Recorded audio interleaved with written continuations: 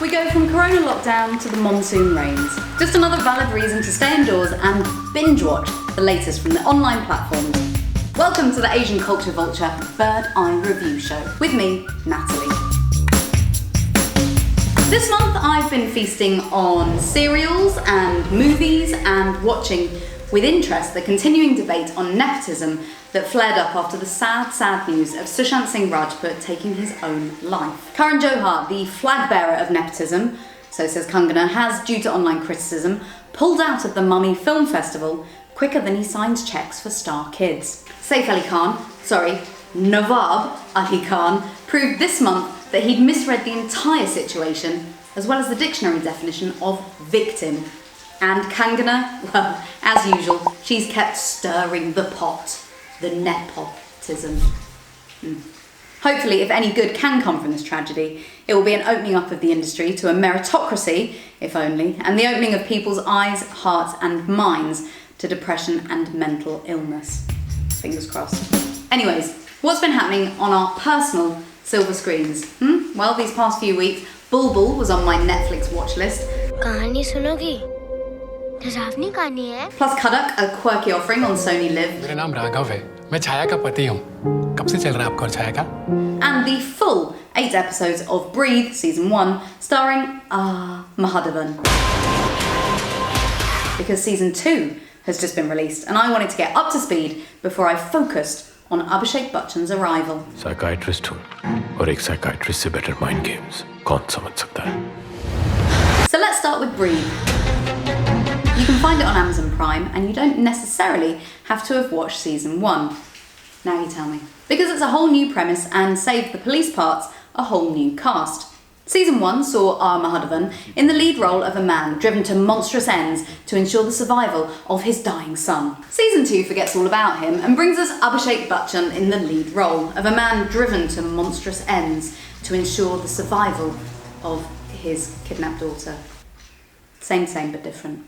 It's not just the cast that differs between the two. While Season 1 was oddly acted at times with some rather distracting background music and cheap-looking camera moves, it did have tight and logical scripting. Mumbai के organ donors की journalist चाहिए. AB negative organ donors के murder हो रहे हैं. Season 2 seems to have improved on the direction, but at the expense of the logical script. Police कभी भी closing कर सकती है. मुझे इस investigation का हिस्सा बनना पड़ेगा. A quick check online reveals rather than the writer-director duo that was overseeing the whole of Season 1, Season 2 has less writing input from the director, which is the same guy, and a whole bunch of different writers in charge of different episodes, and it shows. Bachchan Jr. is the glue that holds it together. I may know who the killer is. As my favourite, Amit Sud, who plays Senior Inspector Kabir Savant, doesn't actually appear until episode 2. On the subject of Abhishek Bachchan, audiences are quite rightly questioning why he doesn't seem to be getting the praise and roles that he deserves. Let me know what you think. Which series do you prefer? For me, Breathe Series 1 and 2 are both a 3 out of 5, but for different reasons. I don't understand these weird mind games he's playing.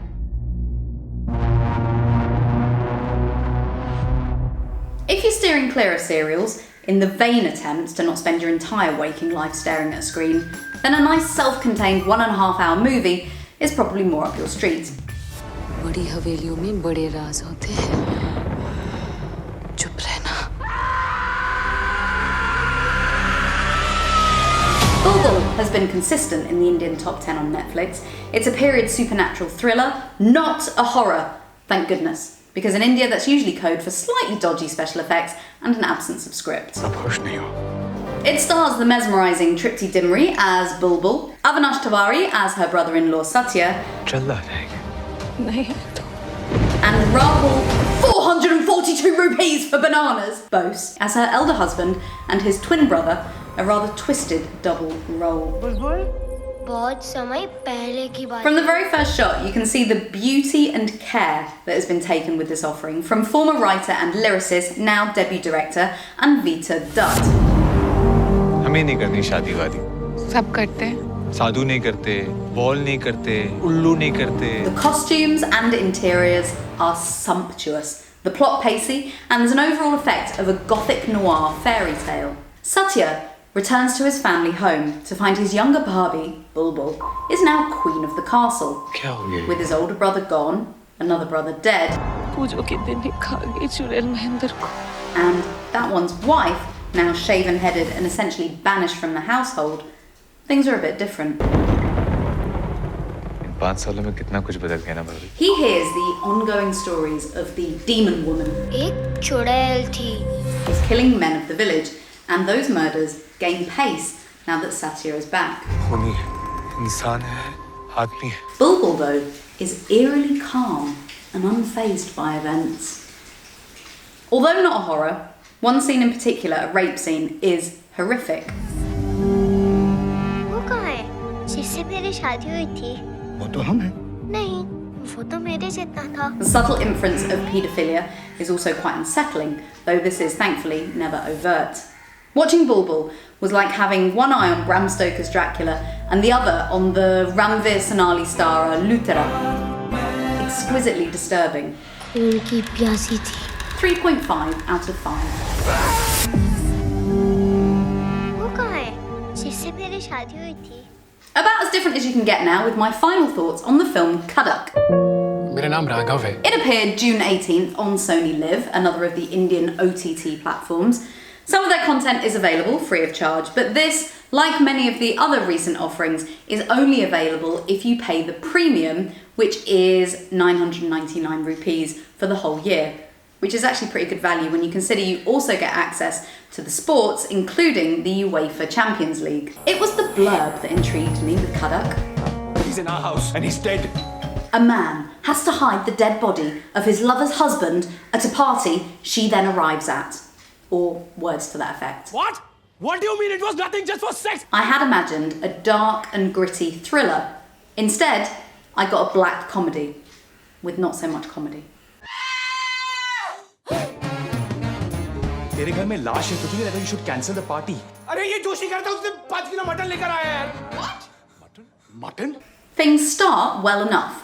Pacey, intriguing, and surprising. Then the guests arrive at the uncancelable Diwali party, and things go downhill for the protagonist and us, the viewer.